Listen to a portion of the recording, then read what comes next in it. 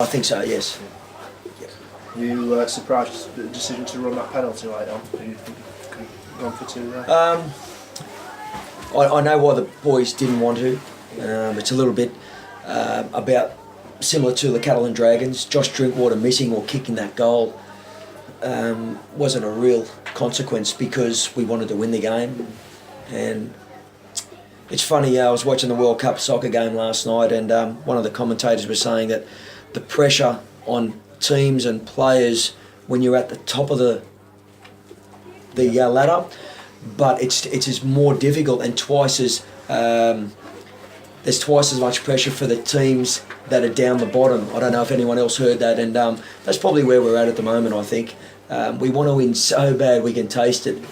So I'm not going to be too disappointed about the decision to win the game. In fact, that's the sort of stuff that makes me get up every morning, the willingness for those guys to win.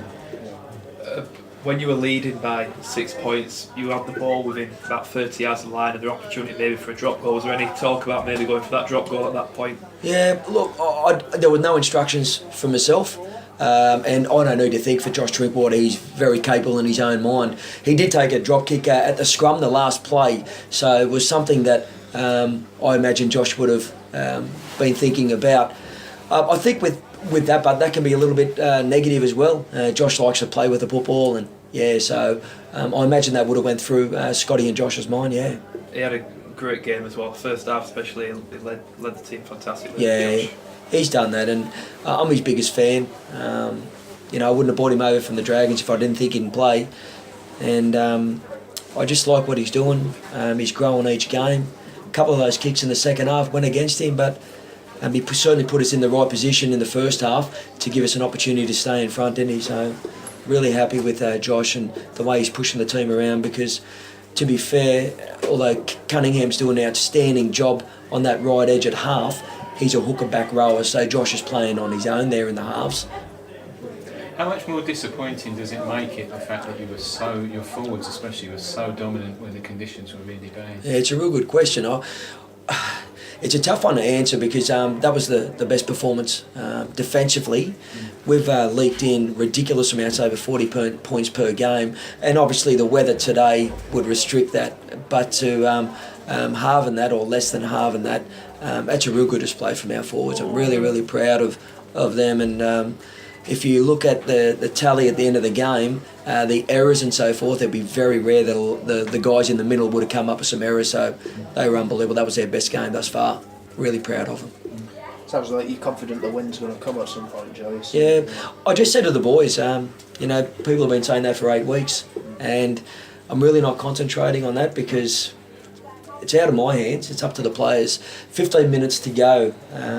Darren Higgins, the youth coach, said to me, "Do you want to send any instructions out?"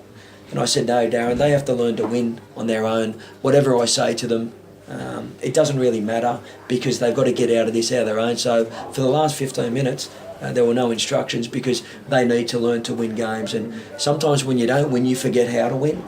And that's a little bit of where we are at the moment. You say you're not going to concentrate on the win.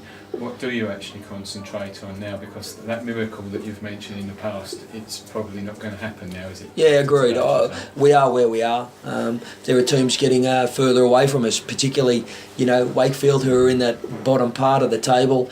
And for me, it's about getting the players to training to enjoy the environment, because if they can enjoy being at training, it's going to make it much easier and much better for them to concentrate and to get that win when it does come. And for me, training hasn't been a problem. The attitude of the players at training haven't been a problem. And in fact, and I've said this on record, that we've got a morale, we've got a group of players that would rival teams in the top 8, just the way that they are together. They love being at training, and unfortunately, our execution and probably our experience lets us down and gives us a lot of runs, or gives other opposition teams a lot more runs when we turn up to play them. But at the same time, first half performance was quite outstanding, very, very efficient. It was, and I think led by defence. At half-time I spoke to the players about attacking with our defence. We were very aggressive, we got off our line, and it seemed deja vu again. It was a game of two halves.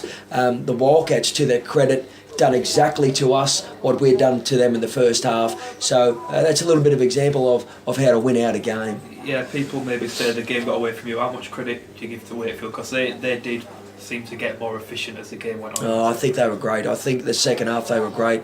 Again, I wish we played 18 minutes. I wish we didn't have half time, because we've been in front 5 times at half time and been run down all time. So I think Webby's done a great job, and I know Webby back home from Australia, and I know his enthusiasm, and I know what he's going to bring to this club.